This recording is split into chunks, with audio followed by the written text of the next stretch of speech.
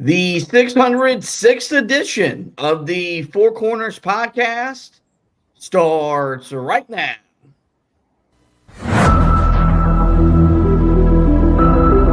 This is the Four Corners podcast.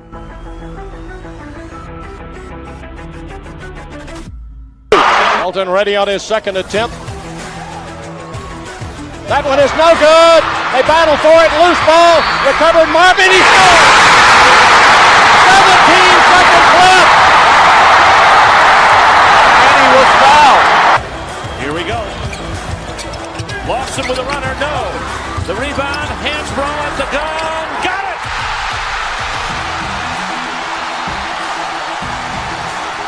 They were 4 for 24. Hansbrough on a switch on Paulus. A deep three. And Green rips down the rebound in traffic. 4-on-1. What a great job. What a terrific job in transition. I mean, you couldn't plan that any better as a coach. Tipped away by Johnson. It's loose. Page. Johnson. They're dancing in the arms. They're high-fiving. They're celebrating. They're going bananas on Franklin Street. Pass to Britt, 15 seconds to play. Up high to Page, gets a screen from Meeks. Page driving in on the left, high off the glass for two. Louisville with 7 seconds. Jones has it, goes left corner, Black's here for three. Back iron, 1 second to play, stick up, no! Carolina wins it! The Tar Heels win it! 72-71. 6 seconds to go. Pinson comes front court. Pinson to May for the win. Got it! Luke May! He got it! 0.3 of a second! Luke May gives Carolina the 75-73 lead. Are you kidding me? Inside 30 overall. Love, top of the key. Oh! Big time delivery. Here are your hosts, Josh Marlowe and Anthony Pagnotta. Hello and welcome into another live edition of the Four Corners podcast. We are powered by Carolina Electrical Services. Josh and Anthony here with you guys late on a Wednesday night, but we got a big game to preview. Carolina back in action on Friday night in the Smith Center. They'll host number 19 Kansas in a battle of the two blue bloods, arguably the two best programs in the history of college basketball. They met last year in Lawrence. The return date this year has the Jayhawks visiting Chapel Hill. And we're here to talk about that game because it's the first real test of the season and offers a big opportunity for Carolina here in the early parts of November to really build some early season momentum. We'll tell you everything you need to know about the Jayhawks. We'll look at this game from the Carolina perspective. We have two discussion topics before we give our keys to the game and make our predictions. But we start every edition of the pod, as we always do, with the pod thought of the day. And this isn't really more of as much as a thought as it is a quote. If you're like me, I was raised by a grandmother that loved the Wizard of Oz movie. I have seen that movie north of 100 times, and no, I am not exaggerating. There's a line in that movie when what happens takes place, and Dorothy looks at Toto and says, quote, "We're not in Kansas anymore." And I really went and used that for today's pod thought because for the first time ever, we finally get this program that has been a pain in our butts, a thorn in our side on our home floor. They've played Carolina in the state of North Carolina twice, but they've never visited Chapel Hill, and they'll finally do so this weekend. And Carolina, it's not like Carolina has gone to Kansas and played a lot of games in Lawrence. They have played them a few times in Kansas City. It worked out pretty well for them in 1957. Some of the other times, though, it hasn't gone quite that way. And, you and I are two guys that have a lot of animosity for the Kansas program. There's a lot of respect because when you've won the way they won, you can't help but respect them. But, this is a program that, right up there with Duke. When Villanova was at its peak, was a program that I hated as much as any in all of college basketball. I'm geeked up about this game. I want to win this game as bad as any non-con game on the regular season schedule, and I'm just finally glad we get this program in our building because hopefully we can get some get back at them for the last 10 to 15 years. Yeah, I mean, this is a group that has owned Roy Williams in Carolina. So, I mean, yeah, this is a chance to hopefully get back at them a little bit. It's not going to change everything that's happened over the last 5 games that Carolina has played against them. They've won 5 straight against Carolina. So you're not going to get all of those games back in one, but it would feel really good to beat this team and really set yourself up for the entire season. I mean, this would be a huge win for this group that would show that that everything that they're doing is going in the right direction. And for them, I mean, it would be a significant quad 1 win. I mean, I know that sounds shocking to be talking about that already, but here we are. I mean, especially with the non-conference schedule that Carolina plays this year, not nearly being as difficult as some of the ones that they played in years past. This is one that you have to really take advantage of because there aren't going to be many of these opportunities coming up. We think that Michigan State is going to end up being that type of opportunity. There's no guarantee that that actually ends up being the case. I would be stunned if Kentucky is not, but that's a very tough game having to go on the road. So this feels like a really good opportunity for Carolina. That's right in front of them. They just have to be able to take advantage of it. And finally, this is a game that, as you said, is in the Smith Center. It'll be a whiteout for Carolina as announced by Caleb Wilson on social media. So I think the environment's going to be sensational. Now it's about, can they capitalize and find a way to get a big win over Kansas? Yeah, it's very odd to say this. This is game 2 of the year for Carolina. This will be the second best atmosphere that the Smith Center will have all season long. One, because you don't play State at home as part of the new ACC schedule. Nothing ever tops Duke. Louisville has a chance to be a sensational environment depending on how important that game is, and I think that game will matter in the ACC regular season standings. But it's still, I think for longtime Carolina fans or even Carolina fans that are our age, this hits different. This feels different. When you look at all the losses Carolina has suffered to Kansas since Roy Williams left there in 2003. You're talking about the 2008 Final Four. You're talking about the 2012 Elite Eight, the 2013 there in the second round of the NCAA tournament, the 2022 national championship game.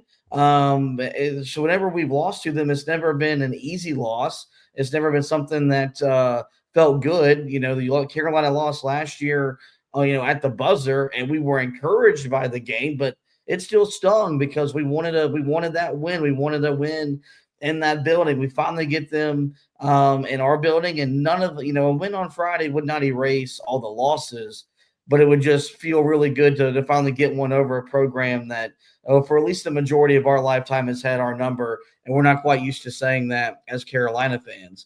When you set the scene for this matchup, Carolina has a losing record against Kansas. They are 6-7 all time against the Jayhawks, having lost 5 straight to KU. But this, as we talked about, this will be Kansas's first ever trip to Chapel Hill. They played Carolina in the Tar Heel State twice. That was back in 1959 and back in 1981 when a freshman named Michael Jordan made his college basketball debut. When you look at the Jayhawks, they enter the game 1-0. They are ranked 19th in the 2020 in the first AP poll of the regular season. They opened their season with a big win over Green Bay, 94-51. They have 3 players that are currently averaging double-figure scoring, led by Flory Badunga and his 23 points. He had 6 rebounds, 1 assist, shot 82% from the field in the opener.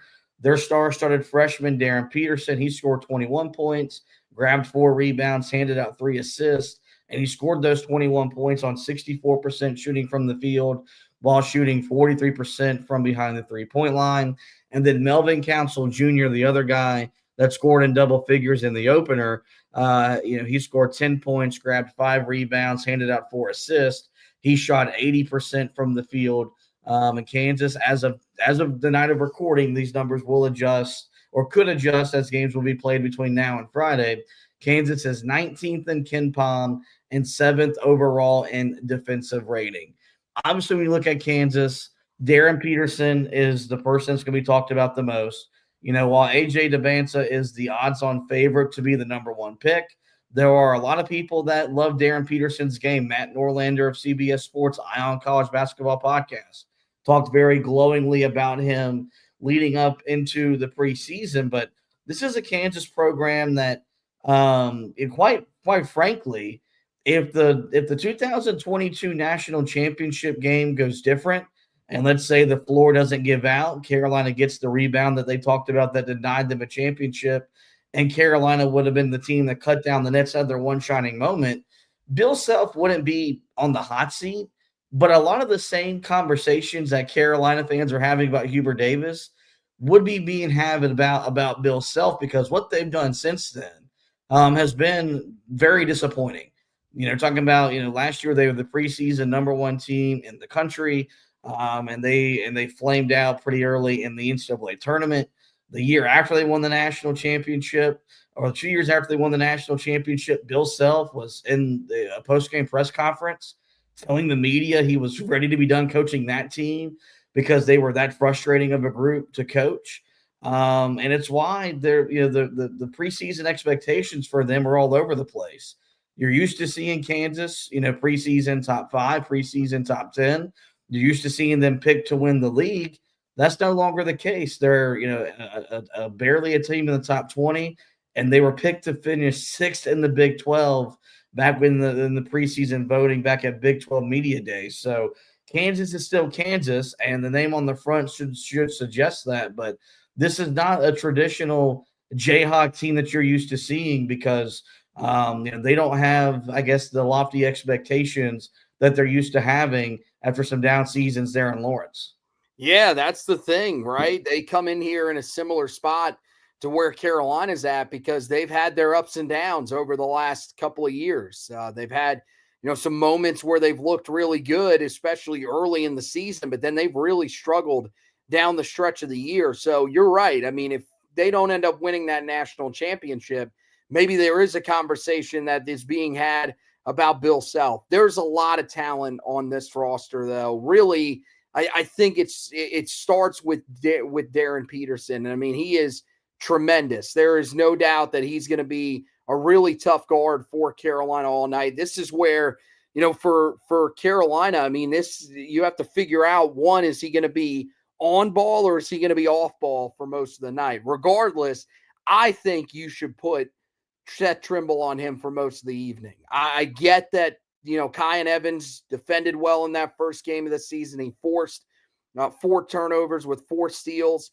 Maybe that's something that you do trust him with, and so maybe you do allow him to play on Darren Peterson. But if he does struggle, then you need to have Seth Trimble shift over to him as the night continues, because we know how good of an on-ball defender Seth Trimble is. Meanwhile, you've got a guy that is as good of an on-ball scorer and an off-ball scorer as Darren Peterson is. He can play really any role. I mean, he is the definition of a combo guard, and he is a guy that's probably going to go either first or second in this year's NBA draft. So there is a ton of talent there. Everybody wants to talk about AJ DeBanza. There's a lot of conversation about Cameron Boozer, and, a lot of conversation about Caleb Wilson, and all rightfully so. But Darren Peterson might just be the best freshman in the country, so Carolina's got to be prepared for him. And then you've got a guy on the inside that likes to play with a little bit of physicality in Flory Badunga that Carolina's got to be prepared for with his ability to score, with his ability to rebound. So this is where Henry Vasar has to put to rest some of those concerns that people have about the physicality aspect of his game. This is going to be a nice test for Carolina. This team is talented. You got Melvin Council Jr. as well, who transfers in. So those are guys that I think you really like. But, this is not nearly as talented as a team as Kansas has had in the last few years, and doesn't come in with nearly the expectations that they have. So hopefully Carolina can take advantage. Let's take a look at the matchup from Carolina's perspective. They, of course, are 1-0. They're ranked 25th in the AP poll. The Heels coming off a 94-54 win over Central Arkansas back on Monday night. That was the largest season opening win since 1975. Carolina, meanwhile, they have 5 players averaging double-figure scoring, led by Caleb Wilson's 22 points. He grabbed 4 rebounds, handed out 3 assists while shooting 80% from the field. Kyan Evans is the second double-digit scorer. He scored 15 points in the opener, 6 rebounds, 5 assists. Did so while shooting 63% from the field, 57% from 3. Henry Vassar, the third guy in double figures, 14 points, 10 boards, and 1 assist. He shot 67% from the field in the opener. Seth Trimble, the fourth guy in double figures, 12 points, 2 rebounds, 4 assists.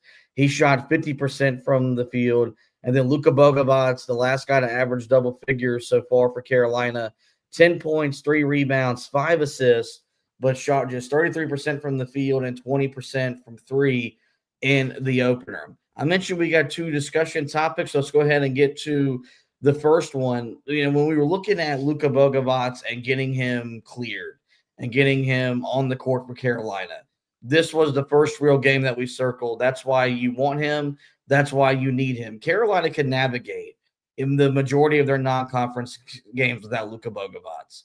But it's Kansas, it's Michigan State, and it's Kentucky that you feel like you need to have him on the court to give yourself the best chance to win any of those 3 games. Of course, he got cleared about 30 minutes before tip on Monday night, came off the bench, didn't shoot the ball well, but, I thought his defense was there, his energy was there, was probably fighting some nerves and emotions that none of us could really quantify because, he didn't know if he was going to play, then he winds up playing, and so he's kind of working through that.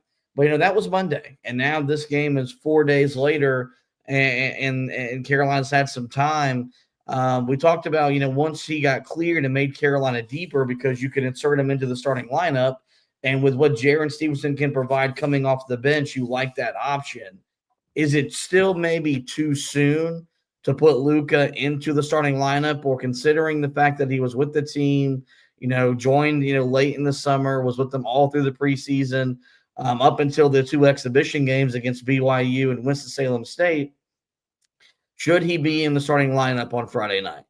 Well, the important thing is that, people have to know that he was still practicing with the team while he was still ineligible to play in the scrimmages. I think, to be honest with you, the exhibitions, Carolina just chose to hold him out. I don't think it really mattered if Carolina played him in those exhibitions.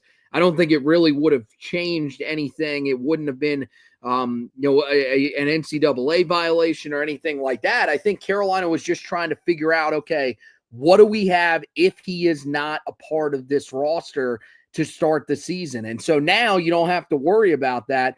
So really, you could go either way with this one. I don't think either way is really wrong. I mean, what would I do? Personally, I would probably still bring him off the bench. I think, that having a guy like that can heat up off the bench for you that quickly, I think will be valuable in a game like this. But you could also make the case that having that guy in your starting lineup is also really important. Really, it just comes down to what type of minutes do you end up playing him. To me, you should play him starter-like minutes because I think he's probably earned it from what we've seen of him in practices, or what we've heard of him in practices and what we've seen of him in the scrimmage and then the first game the other night. This looks like a guy that is coming over from a professional league, is going to bring you everything that you need him to bring you. And most importantly, he's going to be that guy in the half court that really connects everything for Carolina.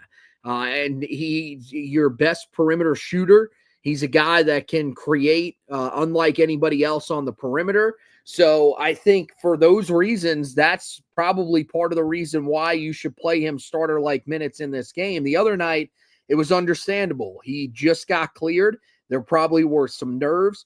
There was some uncertainty.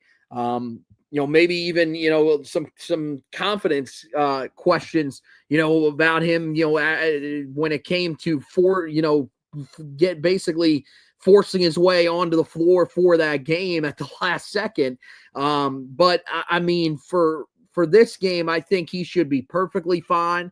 I think he feels really good probably about where his game is at, even though he didn't get off to a hot start to the season. I think you go back to that scrimmage, the blue-white scrimmage, and you really liked what you saw from him. So I think he's in a pretty good spot, and I think this is the perfect time to unleash him against Kansas in a game that you're going to need his half-court creation in this game if you're going to be able to score the rock the way that you want to. Yeah, if he doesn't start, okay, fine. If you want to wait till next week to really put him in the starting lineup, I'm here for that. He's got to be a part of your closing lineup, and I think that's the expectation. I'm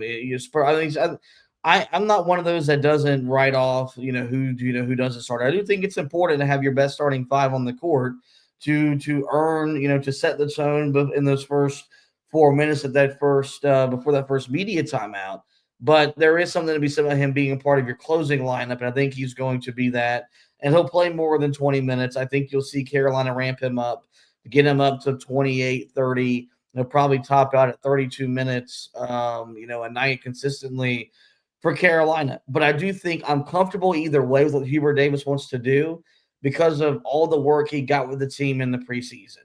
If he wasn't practicing, then I would say no. Then let's slowly integrate him into what we're doing, but that's not the case. He was on the practice court. He was on the practice floor. We saw him in the blue-white scrimmage. We saw him, in the Cherokee scrimmage as well. And you mentioned, it was more of a Carolina decision to hold him out in the exhibitions as opposed to because he was already cleared by the NCAA. So Carolina could have played him in those games because those games did not count. But I think they were doing the wise thing because they knew that there was now a chance he would not be ready to go when the season does get underway. We got to figure out what we have without him on the court. And it allowed you to maybe learn a thing or two about Jaren Stevenson and his role for this upcoming season that maybe you don't find out if Luka Bogovac was if his status was never in jeopardy. So whichever route Hubert Davis wants to go, I trust him, regardless of the fact you're going to see him on the court for more minutes than you saw the other night. And that's the most important thing because he's Carolina's best isolation scorer. He's their best scorer in the half court.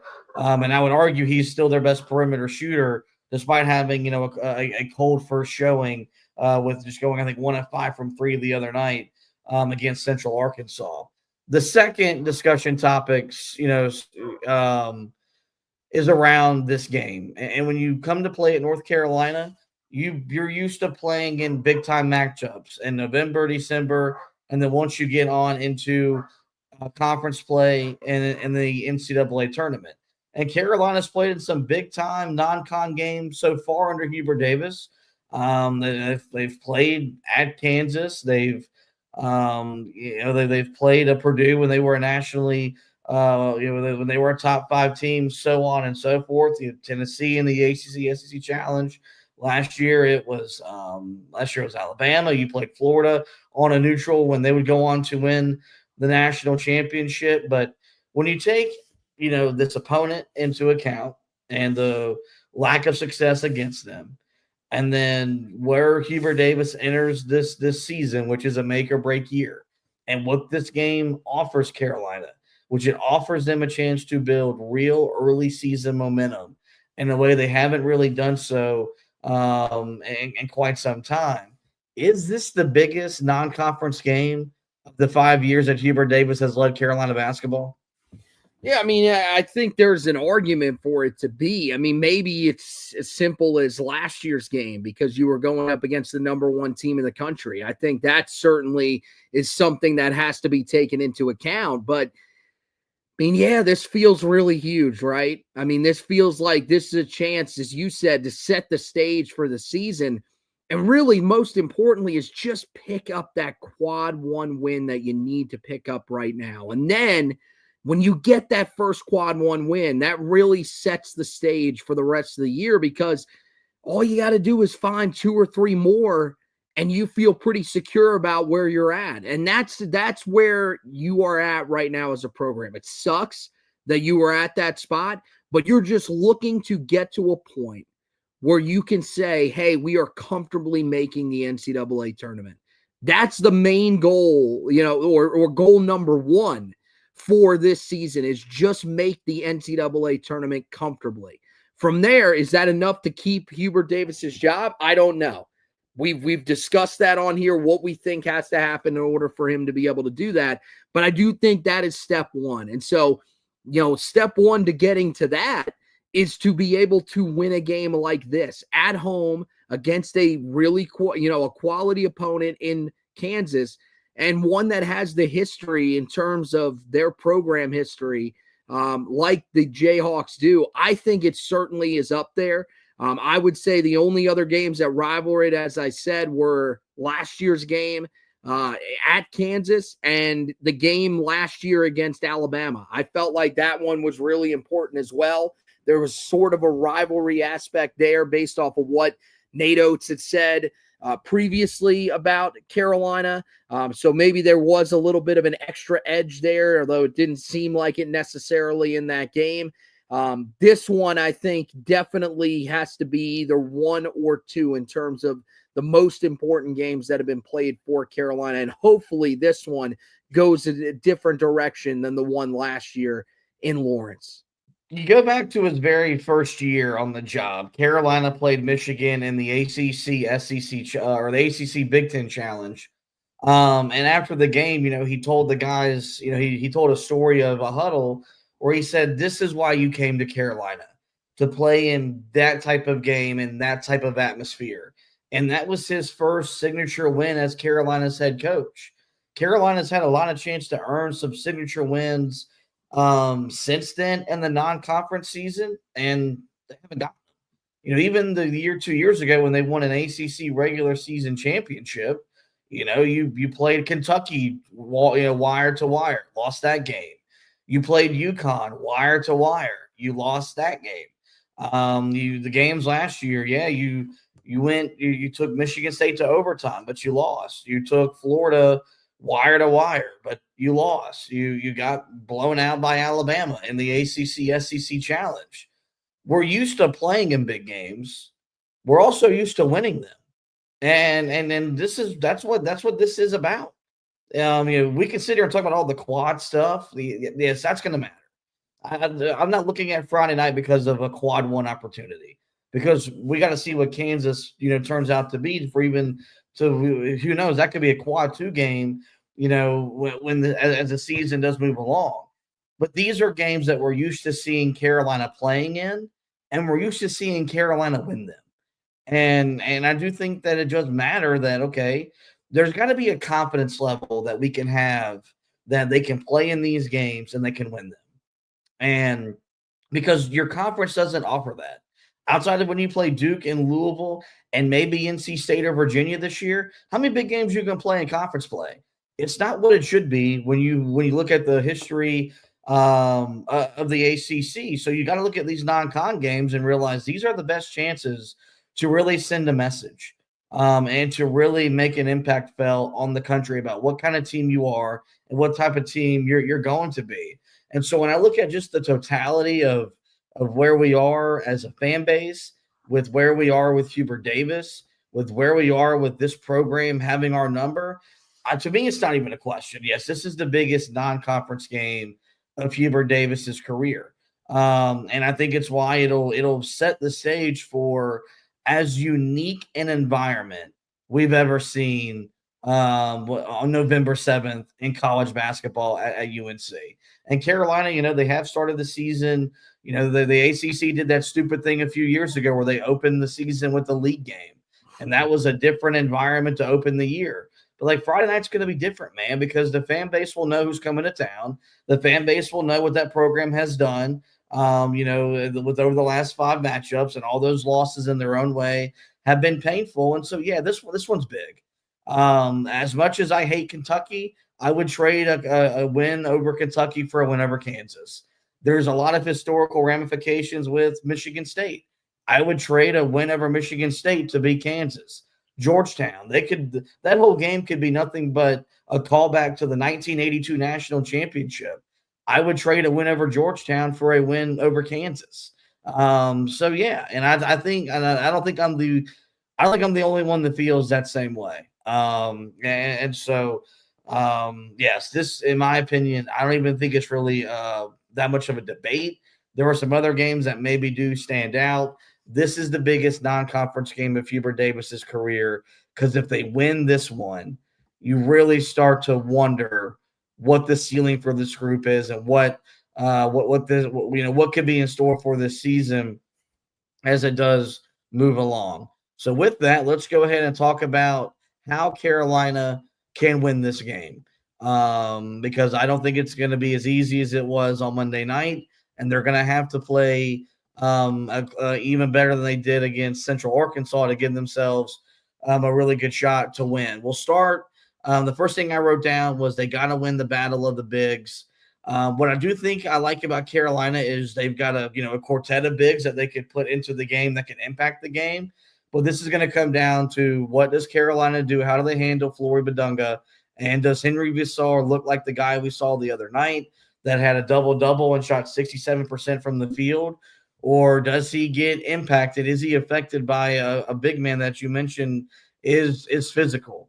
It's not that Flory isn't talented, but he is. But a lot of what he does is just by working hard and using his body to get great positioning on both ends of the floor to be a scorer, a rebounder, or a defender. I think this game is going to be played inside and out by both teams. And so whichever team I think wins the battle of the bigs, that gives them the early hand up in this matchup. Yeah, and I think in order to do that, you have to bring the physicality against Badunga. One thing I want to see, too, is let's stretch the floor out a little bit. I mean, he's not a guy that's necessarily going to be able to guard you away from the basket if you are able to stretch it out with the perimeter shooting. And so that's something that Carolina can do. You know, they've got a guy that is really successful at doing that in Henry Visar, a guy that can do it in Zayden High. So it's up to those guys to be able to stretch the floor. Even Jaron Stevenson at times, if he's out there might be times where Carolina plays him at the 5.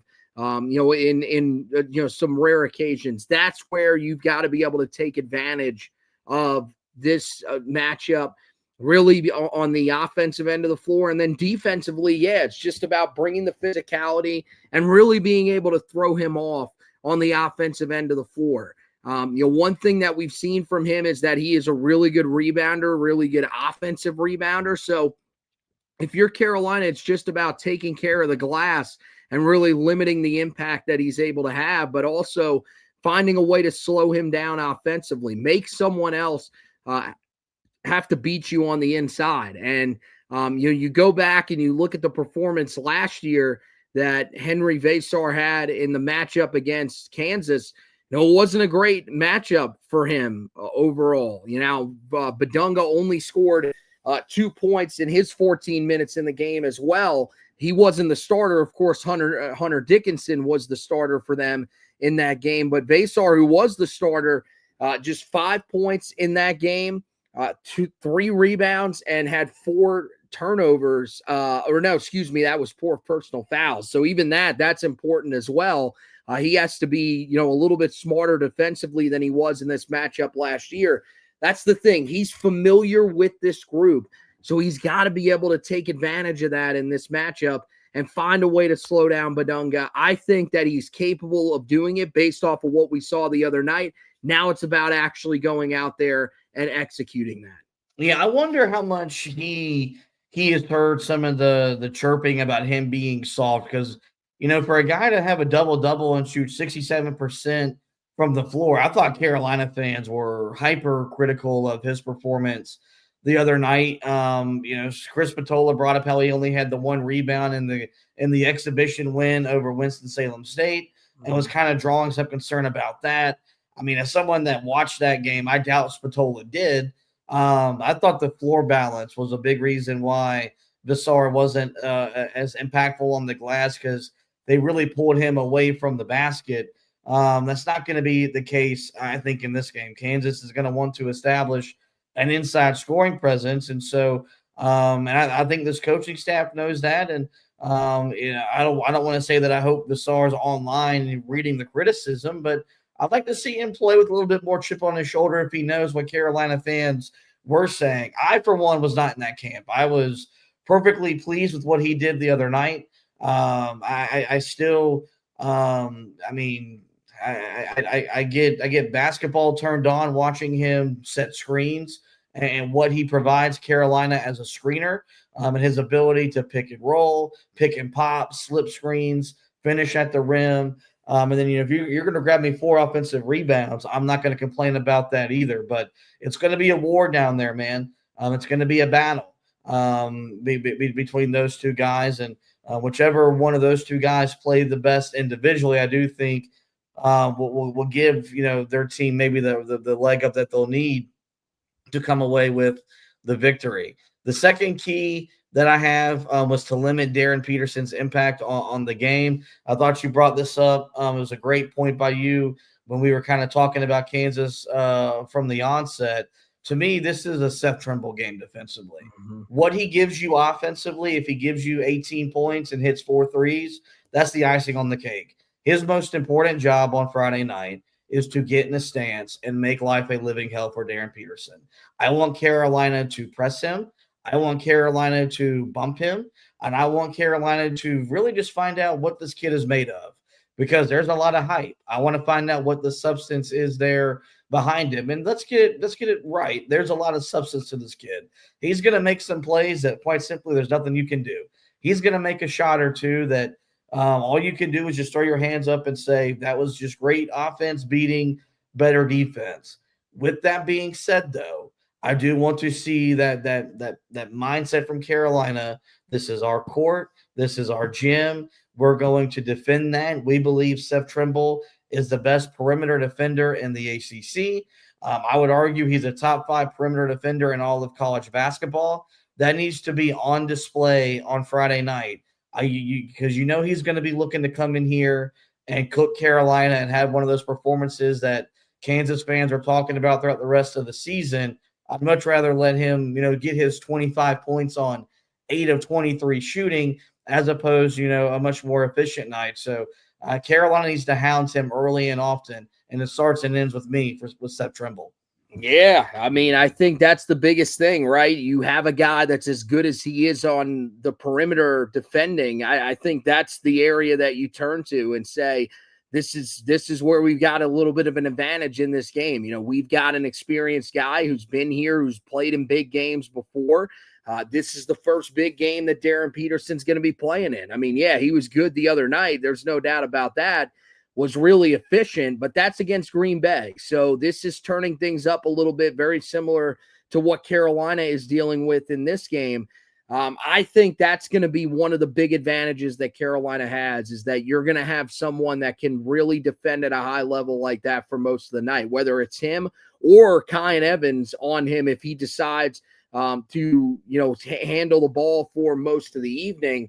I think Melvin Council Jr. is the guy that handles a lot of the point guard stuff for them, but Darren Peterson is capable of handling that on-ball role as well. So either way, I think you've got the experience advantage.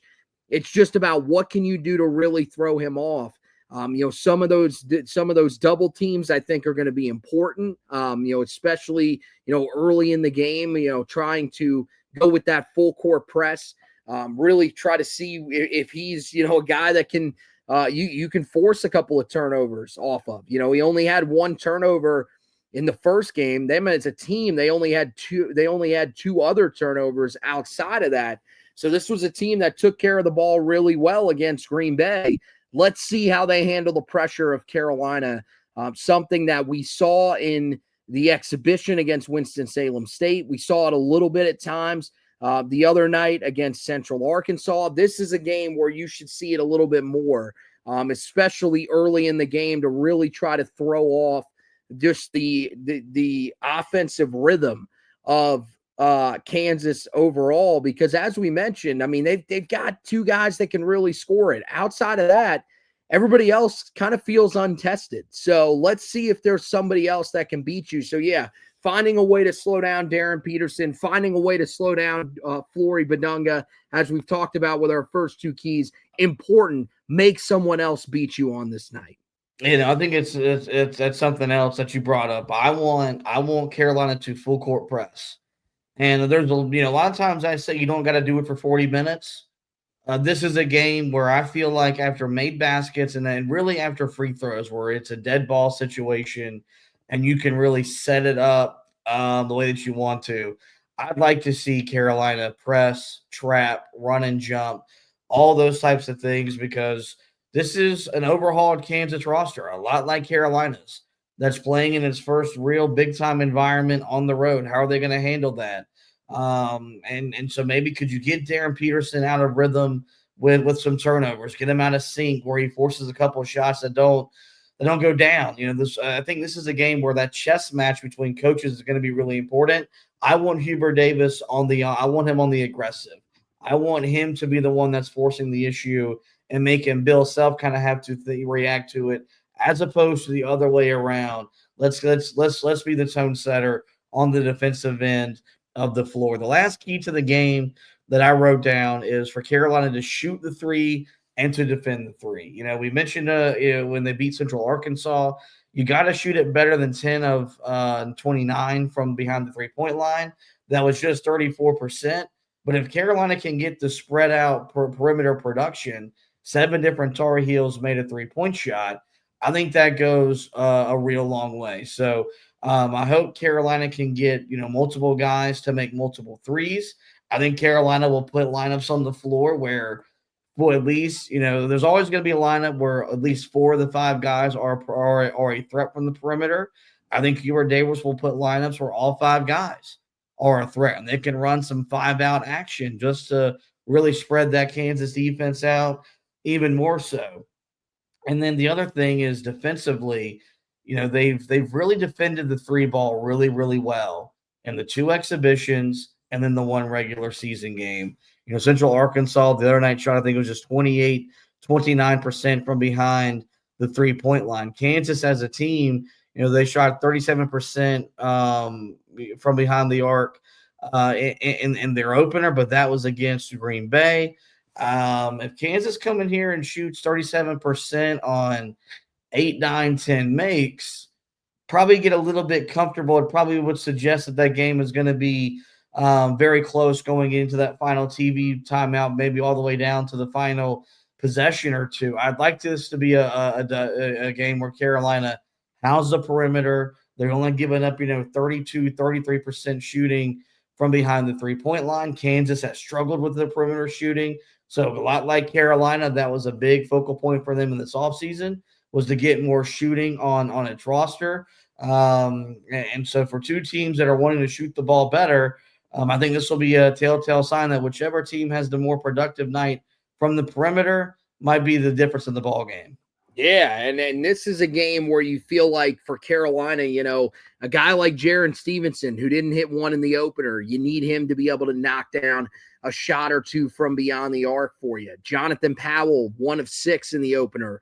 Be a little more efficient shooting the ball in this one, because you're not going to have – you might not have nearly as many chances from beyond the arc, or as many clean looks from beyond the arc as you had the other night. Luka Bogovac, that's the one that you're really hoping is going to come through for Carolina, is going to make some shots for Carolina that he didn't make in the opener on Monday night. I think as long as Carolina can come out, knock down, if they knock down the same amount of threes that they knocked down the other night and limit Kansas to maybe 7 or 8, they have a chance to win this game.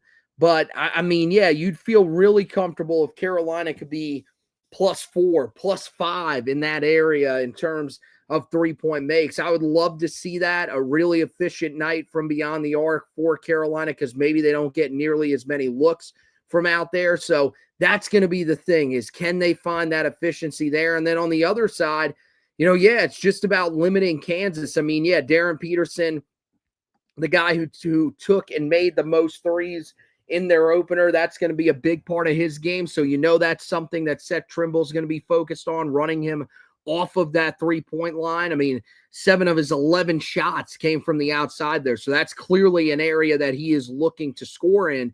And then, Cole Rosario, another guy that Carolina's got to be aware of.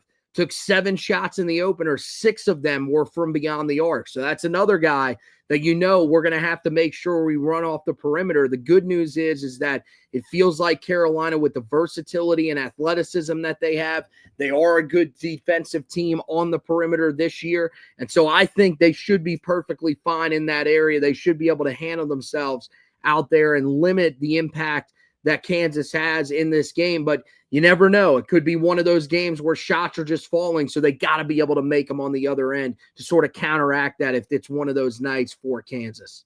All right, it's time to pick the game. Kansas enters the game the favorite team according to ESPN's analytics. They give Kansas a 58.4% chance to win.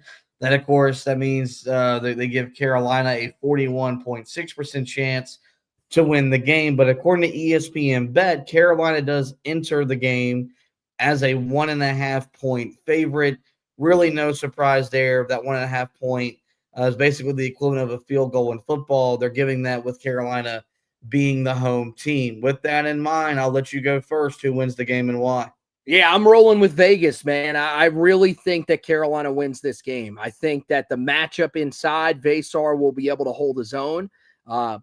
That's going to be a really important thing for Carolina. And I think their size overall is going to be a little bit of a challenge for a Kansas team that really doesn't have that much size. I mean, you've got Flory Badunga, who's at 6'9", and, a lot of that is just that he's a physical player that really allows him to succeed there at that size. And then you've got Bryson Tiller, who is 6'10". Outside of that, they don't have anybody else that plays extensive minutes that's over 6'8". And so I think that really shows you right there that Carolina should have the advantage there. Really, the thing that's going to be important is they got to be able to guard on the perimeter if you're going against a smaller team. I think that Carolina will be able to, because the versatility we've talked about with some of these guys. If you can get Luka out there playing starter-like minutes, which we expect that he will be able to, gives you a little bit of an advantage there on the perimeter, as opposed to if you had to play Jaren Stevenson starter-like minutes if you didn't have Luka Bogovac. So I think you'll see that. You'll see Carolina be more organized in the half court than they were, let's say, against BYU.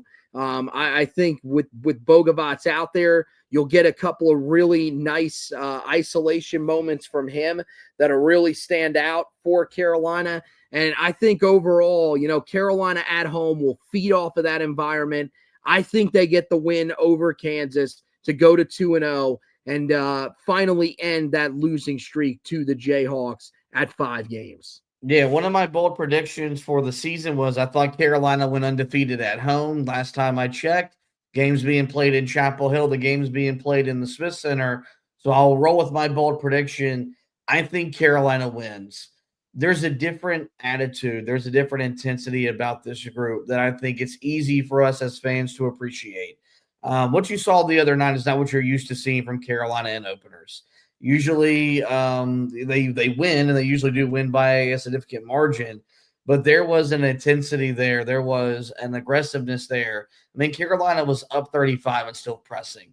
Carolina was up 40, and Luka Bogovac was denying a pass on the perimeter that led to someone diving on the floor for a loose ball. There's a sense of urgency with this group. They know what this game means. They know what this game represents and the launching pad it could be for them moving forward. I think they'll embrace the challenge. I think they'll feed off what is going to be a raucous environment inside the Dean Dome. And I think it's going to bring out the best version we've seen of Carolina so far this season. But I also think one of the best versions of Carolina we've seen in November and December under Hubert Davis in totality. I feel like this game could really be to this group. You go back to that game in 2018, 2019, when Carolina played Gonzaga in a non-conference game. And that game was later in the non-con year. That game was in December. But when Carolina won that game, that was kind of like its launching pad. That team, from that point on, they went to a different level that would propel them to go 16-2 in the ACC, be a 1 seed, and make the second weekend of the tournament. That's what this game can be for Carolina. I think Carolina rises to the occasion. They win the game and allow me to really just bask in the joy of beating this program. Because I don't know if I can talk about losing to Kansas again. I don't want to write about losing to Kansas. I don't want to talk about losing to Kansas. And I think that'll be the biggest motivation for the team, is to not let me down. I think Carolina gets a big win at home, which will lead to one of the more fun recap editions of the podcast we've done in November here on the show.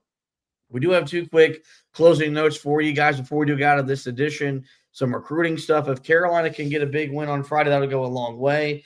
They are hosting 2026 five-star prospect Dylan Mingo. He'll be on campus this weekend, and earlier this week, I think this came down on either Monday or Tuesday, but Carolina did make the final three for 2026 small forward Cam Holmes, although the intel it leads you to believe he'll be going to play at Dayton over Carolina, but we're I think inside a month of the early signing period. So it's a really big time of the year for Carolina basketball recruiting, as they're still looking for their first 2026 commit that could really go a long way this weekend if they get a big win at home over Kansas with a five-star prospect on hand for the game. With that, folks, this is going to wrap up this edition of the show. In the meantime, we will direct you guys to the website, HeelToughBlog.com. Thus, we'll have full coverage of the game. Preview of the game will be up on the website for you guys on the day of the game, with the recap to follow as I continue to take you through all of the basketball season with previews, recaps, and every news and notes in between. Same thing for Carolina football, back in action at home against Stanford on Saturday. Anthony will have you covered with that game preview. If there's any news in the availability report, he'll have an article up about that as well. And then, of course, we'll follow back probably on Sunday with the recap of Carolina's game with the Cardinal. We just want to encourage you guys to get to the website every single day. That's HeelToughBlog.com. The best news, notes, and analysis around Carolina basketball and Tar Heel football. As for the podcast, you know where to find us. Every major podcasting platform. Just search the Four Corners Podcast and we will pop up. There, we encourage you to rate, review, and subscribe. That way you don't miss any editions of the show throughout the remainder of the season. If you're a video consumer of the podcast, best way to keep up with us, like and follow us on Facebook at Heel Tough Blog. Subscribe to the YouTube channel. We just passed 500 subscribers. Let's just get to 600. Subscribe to the YouTube channel at Heel Tough Blog, or follow me at Twitter, HTB_Josh. And if you do any of those three things, once we go live, you'll get a notification to that particular site. So with that, that'll wrap up this edition of the show. I do want to thank Anthony once again for hosting with me. We want to thank all of you for both watching and listening. And as always, go Tar Heels.